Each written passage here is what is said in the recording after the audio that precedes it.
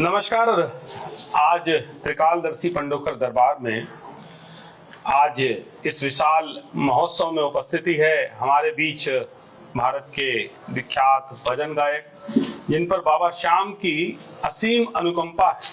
निश्चित तौर पर बाबा श्याम का आशीर्वाद, जिन्हें हारे का सहारा कहते हैं, जो जीवन पथ पर हारने के लिए आगे बढ़ते हैं, कहीं ना कहीं उसे सहारा देकर बाबा श्याम उसे ऊंचाई और उनके उच्च शिखरों पर पहुंचाने का काम करते हैं। ऐसी अद्भुत प्रतिभा के धनी छोटू सिंह राणा जी हमारे बीच उपस्थित हैं और गुरुदेव, परम पूज्य गुरुदेव गुरुशरण जी महाराज जी की आशीर्वाद और उनकी अनुकंपा से, भगवान श्री पंडोकर महाराज के आशीर्वाद से आज भगवान श्री हनुमंत के उत्तम चरित्र के गायन का अवसर भी है। और छोटू सिंह राणा जी ने अपनी भक्तिमय वाणी से, जिसमें इन्हें सरस्वती का वरद पुत्र कहे तो कम होगा, माता सरस्वती की इन पर कृपा है।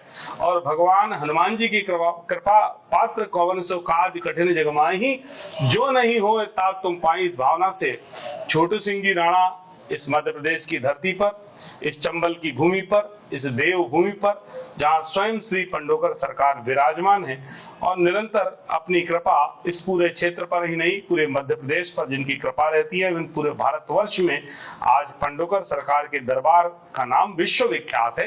कई देशों के लोग भी कहीं ना कहीं इस दरबार से जुड़कर उन्होंने अपनी कठिनाइयों को, अपनी मुश्किलों का हल ढूंढा है।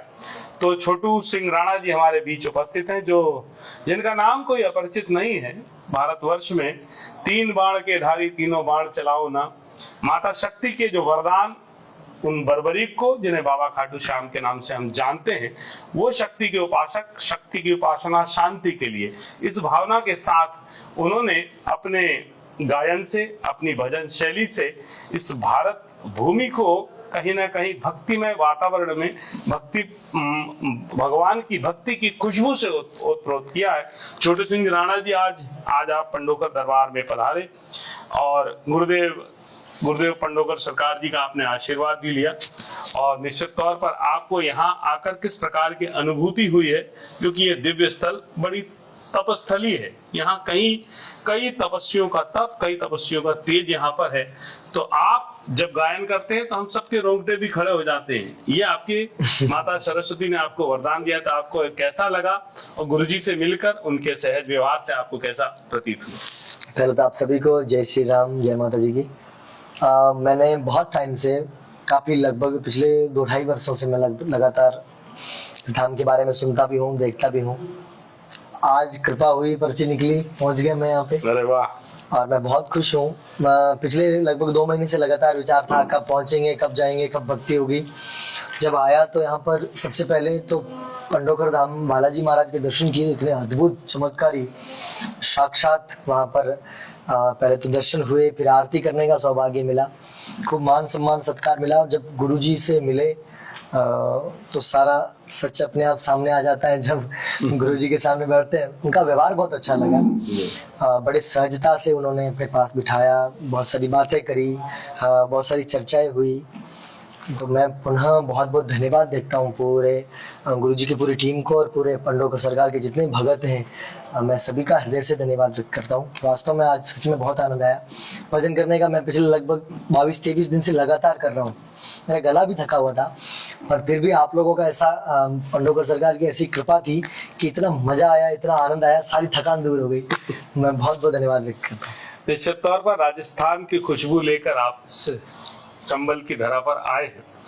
पूज्य गुरुदेव का सानिध्य भी आपको प्राप्त हुआ है और यहाँ सबसे प्राचीन स्थल पांडवों के समय पर स्थापित, भगवान जब पांडव अपने वनवास में थे, एकांतवास में थे, अज्ञातवास में थे, उस समय यहाँ जो स्थल है, उस स्थल पर भगवान श्री हनुमान जी की कृपा और हनुमान जी की कृपा पाने के लिए वो विचरण करते हुए यहाँ पर आए।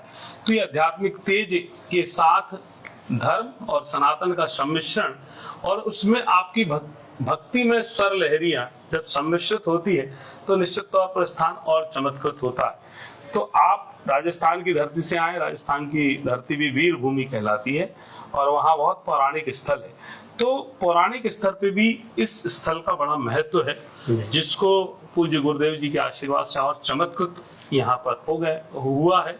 और निरंतर यहाँ लोग बड़ी संख्या में यहाँ जुड़ते हैं। और चूंकि बाबा खाटू श्याम भी इस कलयुग में साक्षात अवतार माने जाते हैं, तो ये भक्ति का सम्मिश्रण, भक्ति भजन भाव, इन तीनों में भक्ति भजन भाव और भगवान तक पहुंचने की जो यात्रा है, इस यात्रा में हम यही कामना करते हैं कि आप पंडोकर दरबार से निरंतर जुड़े रहे और पूज्य गुरुदेव का आशीर्वाद भी निरंतर लेते रहें। और पूज्य गुरुदेव की जो महिमा है, हम चाहते हैं कि अगले कुछ भजनों की जो आप लिखें या आप अपने कंठ से गाएं, तो पंडोकर सरकार के लिए भी, पंडोकर सरकार धाम के लिए कुछ नए भजनों को आप, मुझे लगता है कि आने वाले भविष्य में हम आपके मधुर कंठ से सुन पाएंगे। जरूर, पक्का। चलिए, आप यहाँ पधारे, आपका बहुत बहुत साधुवाद, बहुत बहुत हाँ, धन्यवाद। गुरुदेव की कृपा बनी रहे और जल्दी ही आपके कंठ की मधुर वाणी से पंडोकर सरकार धाम के लिए एक सुंदर भजनों की एक श्रृंखला आपके द्वारा, मुझे लगता है, रचित की जाएगी और हम सब मिलकर अगले वर्ष फिर आपके साथ उन्हीं भजनों का आनंद लेंगे। बिल्कुल। बहुत बहुत साधुवाद, बहुत बहुत धन्यवाद।